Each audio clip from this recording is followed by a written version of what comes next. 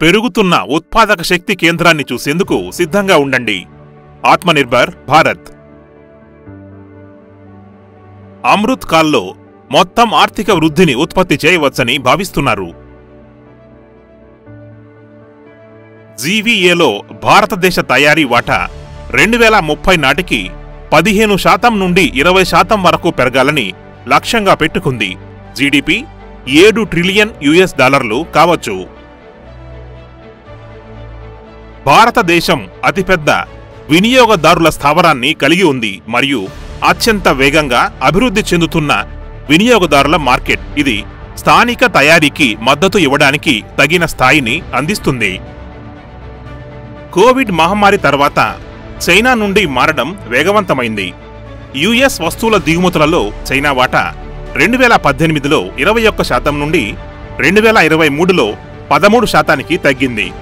యుఎస్తో పోలిస్తే భారతదేశంలో ఉత్పత్తిని తయారు చేయడం సగటున 15% చౌకగా ఉంటుంది మరియు కాలక్రమేణా ఎగుమతులు పెరగడానికి దారితీస్తుంది.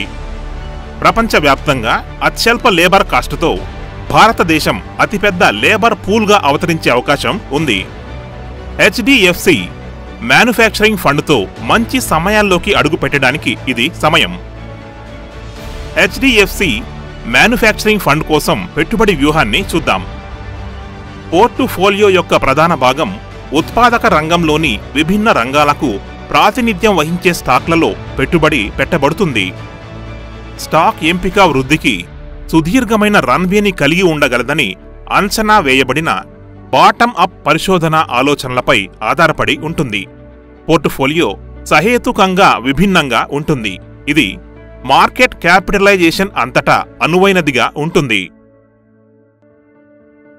భారతదేశ తయారీలో ఎందుకు పెట్టుబడి పెట్టాలి అనేది చూడండి.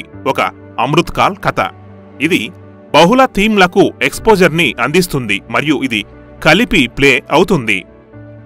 పెరుగుతున్న వినియోగం, పెట్టుబడులు మరియు ఎగుమతులు. భౌగోళిక, రాజకీయ డైనమిక్లను మార్చడం అంటే చైనా +1. భారతదేశం తయారీ శక్తి కేంద్రంగా ఆవిర్భవించడం. ఎన్ఎఫ్ఓ వ్యవధి 26 ఏప్రిల్ నుండి 10 మే 2024 వరకు. ఈరోజే మీ ఎంఎఫ్డి లేదా ఆర్ఐఏని సంప్రదించండి.